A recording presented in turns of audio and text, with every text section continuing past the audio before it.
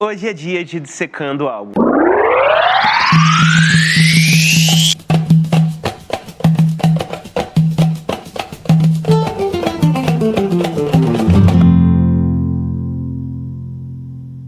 Meu nome é Gustavo Vaz e eu tô aqui pra te contar o que tem por trás do seu álbum favorito e talvez você ainda não saiba. O disco de hoje é um dos registros artísticos e históricos mais importantes de um período muito difícil do Brasil e da América Latina. Não é o álbum mais conhecido desse artista, mas talvez seja o que melhor traduz a sua força e genialidade. O álbum que quase não foi lançado. Hoje é dia de Milagre dos Peixes, de Milton Nascimento, lançado em 1973. O Milton, ou Bituca para os amigos, estava num momento bem específico da carreira quando lançou esse disco. Depois do sucesso do Festival Internacional da Canção com Travessia em 1967, depois de ter 3 discos solos gravados, um deles inclusive nos Estados Unidos com a nata do jazz americano, o álbum Courage, depois de ter sido gravado pelos maiores nomes da época, de Elis Regina, Herbie Hancock, e principalmente depois de lançar um dos álbuns mais importantes daquele período, o primeiro álbum duplo de estúdio do Brasil, o Clube da Esquina, Milton tinha carta branca da sua gravadora, a Odeon, para fazer o próximo trabalho da forma que quisesse. O 6º álbum de Milton era aguardado para 1973. Ele que já vinha misturando tudo, jazz, o congado, a rítmica latina com a harmonia modal, se preparava para o voo mais sombrio da sua carreira. Desde 1964, o Brasil estava sob ditadura militar e pós-68 tudo piorou. O ato institucional número 5, AI-5, escancarou a ditadura, prendendo, torturando, restringindo liberdades individuais e censurando jornais, artistas e intelectuais. Caetano, Gil, Chico, Vandré, Boal, Ferreira Goulart e tantos outros artistas, intelectuais tinham sido exilados ou saído do país por conta da perseguição. As letras no Brasil usavam cada vez mais de metáfora e da figura de linguagem para burlar a censura. Milton e seus parceiros tinham conseguido usar dessa figura de linguagem diversas vezes, como na música Nada Será Como Antes e tantas outras.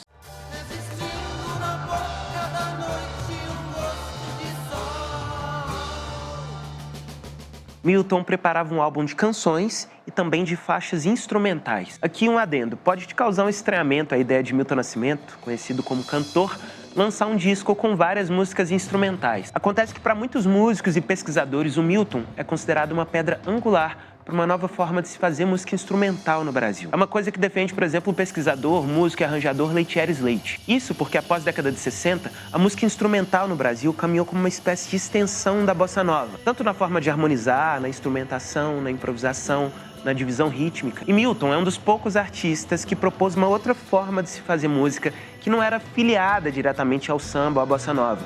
O som que ele apresentava tem novas formas de improvisar, de harmonizar, de usar a voz, que misturavam outras referências. Isso, inclusive, despertou o interesse de vários músicos pelo mundo na obra do Milton, principalmente nos Estados Unidos. Bom, depois dessa contextualização, vamos voltar para o álbum. Milagre dos Peixes foi concebido com 11 faixas, onde dessas 5 seriam instrumentais e 6 seriam letras, seriam canções. Uma das principais músicas, Milagre dos Peixes, tinha sido aprovada pela censura, mesmo fazendo críticas duras através de metáfora. A gente vai ver isso um pouco mais pra frente. Mas das 6 canções com letras, 3 foram censuradas praticamente na íntegra. As músicas Hoje é Dia de El Rei, Cadê e Escravos de Jó, letras de Márcio Borges, Rui Guerra e Fernando Brant, não tiveram suas letras aprovadas. Isso gerou frustração enorme, aquele era um álbum extremamente aguardado, mas Milton não recuou. Em casos como esse, os compositores mexiam na letra, tiravam versos proibidos e pediam uma reanálise. O Milton não aceitou fazer desse jeito. Aqui é a fala do próprio Milton.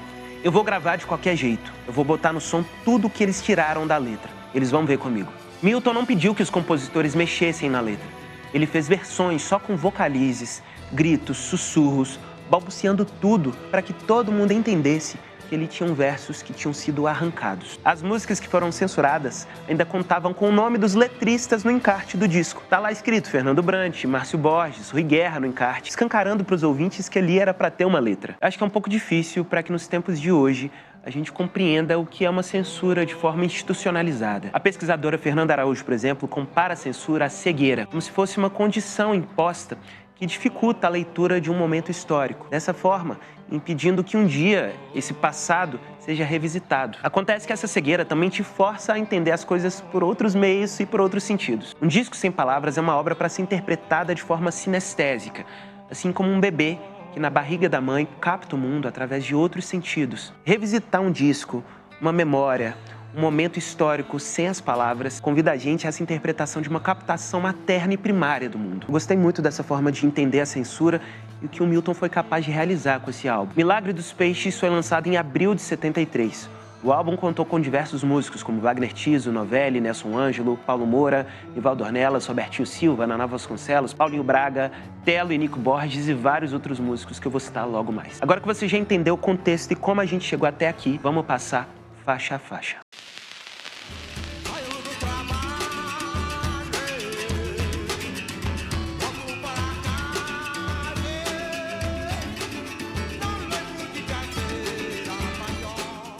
Os Escravos de Jó, de Milton e Fernando Brant, já era conhecida com outra letra e outro nome. O Homem da Sucursal foi gravada num compacto duplo de 1970 como trilha sonora do filme Tostão, A Fera de Ouro. A letra com o nome Os Escravos de Jó foi barrada pela censura por contestação política, sátira, protesto e cordão pornográfico. A letra que foi censurada vai ficar na tela para você ler. A parte pornográfica provavelmente se refere à frase "A vaca Vitória lambeu, lambeu, mexeu, mexeu e remexeu". Essa era uma sátira, uma brincadeira com a canção folclórica Vaca Amarela. E Os Escravos de Jó, apenas o refrão não foi censurado. Aquela frase "Saio do trabalho e, volto para casa e, não lembro de canseira maior, em tudo é o mesmo suor". Se você tem a impressão de já ter ouvido essa letra, ela foi gravada pela Elis Regina em 77 com o nome de Caxangá. A gravação de Os Escravos de Jó, no Milagre dos Peixes, ainda conta com a participação vocal da incrível Clementina de Jesus. Vamos para a segunda faixa.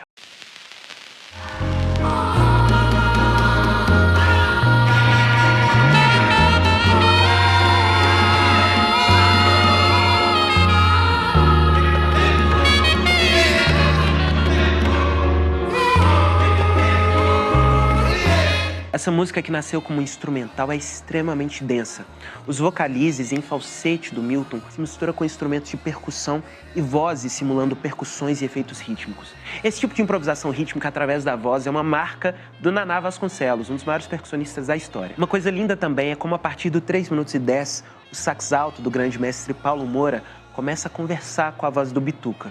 Eles começam a improvisar de uma forma emocionante. Nessa gravação, além do Wagner Tiso, o Milton Nascimento também toca os pianos.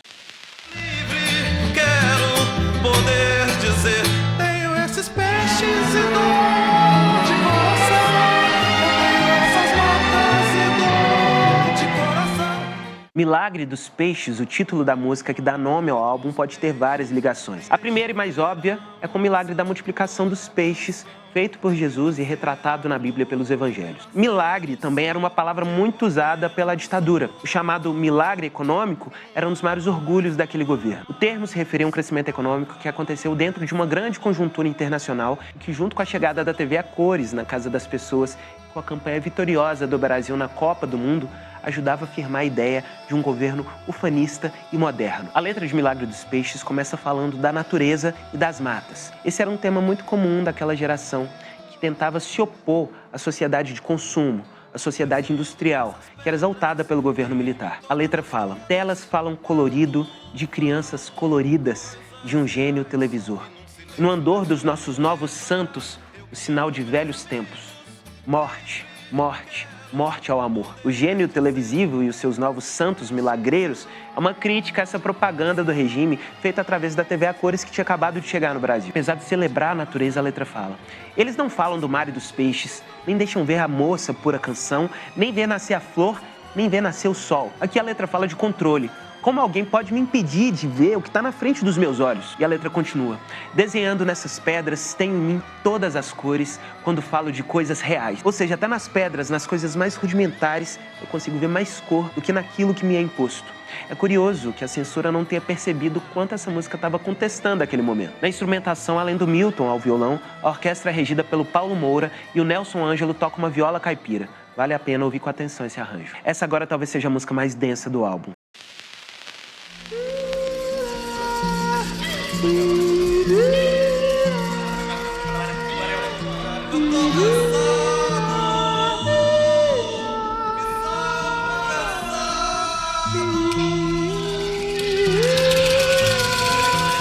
A chamada começa com sons da natureza, de pássaros feitos pela voz, por percussões e por assovios. Isso tudo é explorado em cima de uma harmonia extremamente dramática. A música é sufocante. Os sons começam a aumentar, remetendo à escuridão de uma floresta, e é possível ouvir o Milton gritar: "Eu tô cansado, me salva, tô cansado". Essa é uma das faixas mais agonizantes da música brasileira.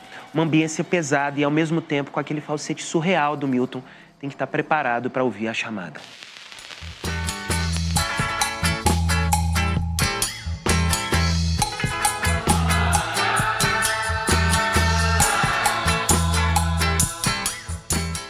Cadê foi mais uma das músicas censuradas. A letra de Rui Guerra, um baita cineasta e poeta moçambicano, que durante a ditadura no Brasil manteve uma produção ativa e militante. Naquele mesmo ano de 73, ele escreveria a peça Calabar, com Chico Buarque, que também seria censurada. A letra de Cadê, que você está vendo na tela, foi vetada por ironia política e contestação. Nela existem várias indagações sobre onde foi parar a fantasia, os atos grandiosos e alegorias muito interessantes. Mas a parte final da música talvez seja onde a ditadura percebeu a contestação, quando ele diz: meu príncipe queimado, corta a noite escura dessa floresta, mata o fogo do dragão, traz além dos jogos de nossa festa para eu poder brincar, dançar, falar e sorrir. O clamor para que esse príncipe vilipendiado, abatido, enfrente os males e vença essa batalha é muito forte. Os arranjos dessa música seguem uma toada latina com as percussões dos mestres Robertinho Silva e Naná Vasconcelos. Em 1976, essa música foi gravada pelo próprio Milton com o nome Fairy Tale Song.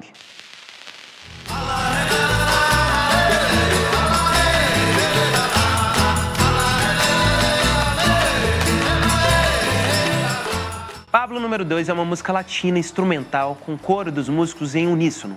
Uma das vozes do coro, inclusive, é do cantor Gonzaguinha. Essa música ainda conta com uma viola caipira e um cavaquinho. Já o nome Pablo, que vai aparecer nesse álbum em outros momentos, remete a um filho adotivo do Milton. Pablo é filho de Cáritas, uma companheira que Bituca teve entre os anos 60 e 70. Eu ainda vou te contar mais sobre essa relação dele daqui a pouco.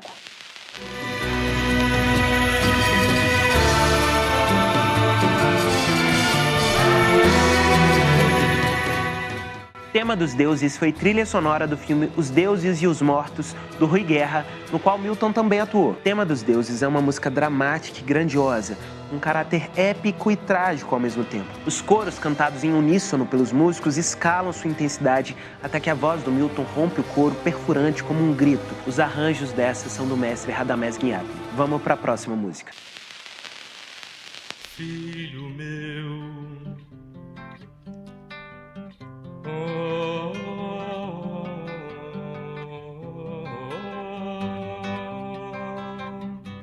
A letra de Hoje é Dia de El Rei foi praticamente inteira censurada. O Márcio Borges conta em entrevista: eu me lembro que os censores devolveram a letra toda rabiscada com pincel atômico. Restaram apenas 2 palavras que eles não rabiscaram, aí nós cantamos essas 2 palavras. O que sobrou da letra foi Filho Meu.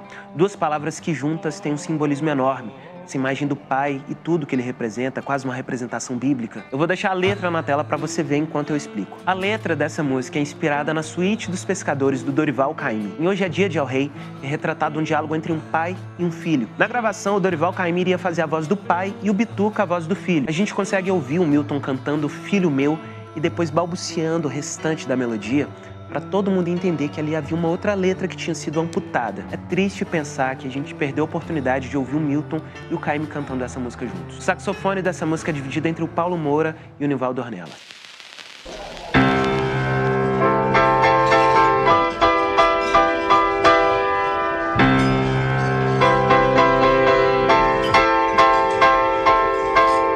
A última sessão de música é apenas instrumental. Nela o Bituca tá tocando piano e ao fundo é possível ouvir sons de uma mesa de jantar. Essa é uma melodia linda que traz um acalanto depois de tanta tensão das músicas anteriores. A última sessão de música, inclusive, foi o nome da última turnê do Milton Nascimento, que encerrou em 2022. Vamos para a próxima faixa.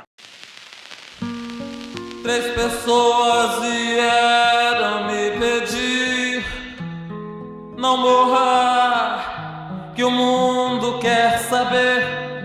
Sacramento, de Milton e Nelson Ângelo, é uma das únicas canções não censuradas desse disco. Esse arranjo melancólico dialoga com a letra, que faz uma reflexão profunda sobre a vida. Com o pranto calado me casei, um banho de cinzas batizou, o quarto fechado que afastei, no crisma de busca assumi, 2 olhos que ainda não achei. Essa música tem um lindo contrabaixo acústico sendo tocado pelo Novelli, vale a pena reparar. Bora para a última faixa.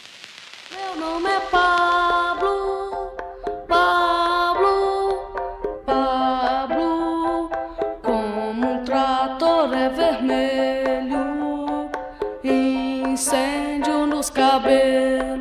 Pablo é uma música leve, infantil e foi cantada pelo Nico Borges com apenas 12 anos. Ele é o irmão mais novo do Márcio e do Lô Borges. A letra leva o nome do filho adotivo de Milton, Pablo, e eu já vou te contar a história dele. A música vai tendo uma crescente com os arranjos do Wagner Tiso e a entrada de uma orquestra que mistura sopros, cordas e sinos.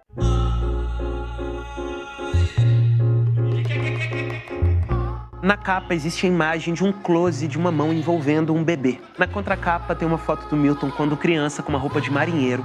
E dentro da embalagem existe um compacto e 5 encartes com cores chamativas, contendo fichas técnicas.